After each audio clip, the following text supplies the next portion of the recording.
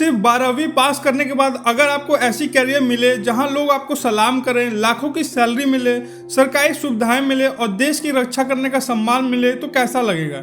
तो आज मैं आपको बताऊंगा 12वीं के बाद इंडियन आर्मी में कैप्टन कैसे बनते हैं, कौन कौन से रास्ते हैं, सिलेक्शन प्रोसेस क्या है, सैलरी कितनी मिलती है, ट्रेनिंग कैसे होती है और आखिर एक कैप्टन की जिम्मेदारी क्या होती है। तो इसीलिए इस वीडियो को लास्ट तक जरूर देखना बच्चों। सबसे पहला सवाल, 12वीं के बाद कैप्टन सीधे बन सकते हैं? सबसे पहले एक जरूरी बात समझ लो बच्चों, 12वीं के तुरंत बाद कोई भी सीधे कैप्टन नहीं बन सकता है।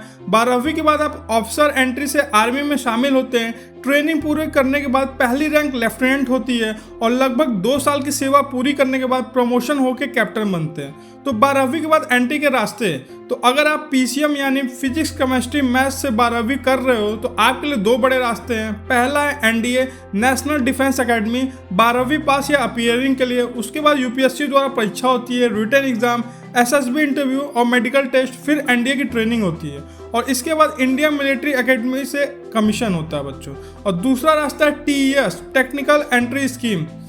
इसमें कई बार रिटन एग्जाम नहीं होता, उम्मीदवारों की short listing JEE mains score के आधार पे होती है। उसके बाद एसएसबी इंटरव्यू और मेडिकल होता है। ट्रेनिंग पूरा करने के बाद ऑफिसर बनते हैं। अब इसका सिलेक्शन प्रोसेस क्या है? तो सिलेक्शन आसान नहीं होता बच्चों, आपको गुजरना पड़ता है रिटन एग्जाम एनडीए के लिए, उसके बाद SSB interview, psychological test, group task, personal interview, medical examination और मेरिट लिस्ट। एसएसबी इंटरव्यू सबसे कठिन चरणों में माना जाता है क्योंकि यहाँ आपकी लीडरशिप, कॉन्फिडेंस, डिसीजन मेकिंग और पर्सनालिटी को परखा जाता है। अब इसकी ट्रेनिंग के बारे में बात करते हैं तो सिलेक्शन के बाद कई महीनों की कठिन मिलिट्री ट्रेनिंग होती है। यहीं आपको सिखाया जाता है weapon handling, physical fitness, leadership, battlefield strategy, discipline और टीम मैनेजमेंट। ट्रेनिंग पूरी होने के बाद आपको लेफ्टिनेंट के रूप में कमीशन मिलता है। कैप्टन कब बनते हैं? तो लेफ्टिनेंट बनने के लगभग 2 साल की सेवा पूरी करने के बाद कैप्टन के पद पे प्रमोशन मिलता है। इसके बाद अनुभव बढ़ने के बाद मेजर, लेफ्टिनेंट कर्नल और उससे ऊपर के पदों तक पहुंचा जा सकता है। सैलरी, तो अब बात करते हैं सबसे ज़्यादा पूछे जाने वाले सवाल की कि सैलरी कितनी होती है। तो इंडियन आर्मी कैप्टन की बेसिक लगभग 60,000 से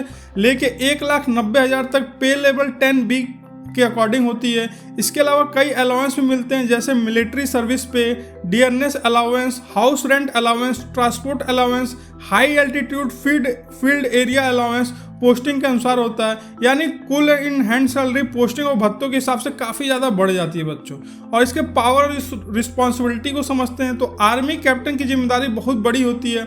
सैनिकों की टीम को लीड करना, ऑपरेशन की प्लानिंग करना, बॉर्डर सिक्योरिटी देखना, इमरजेंसी मिशन, ट्रेनिंग और डिसिप्लिन मेंटेन करना, देश की सुरक्षा से जुड़े महत्वपूर्ण निर्णयों में योगदान होता है। यही वजह है कि आर्मी कैप्टन को समाज में बहुत बड़ा सम्मान मिलता है। अब इसकी फैसिलिटी की बात करते हैं तो इंडियन आर्मी ऑफिसर की कई शानदार सुविधाएं भी मिलती है। Free medical facility, canteen benefit, government accommodation, leave travel benefit, pension, career growth, adventure courses और सम्मान और प्रतिष्ठा।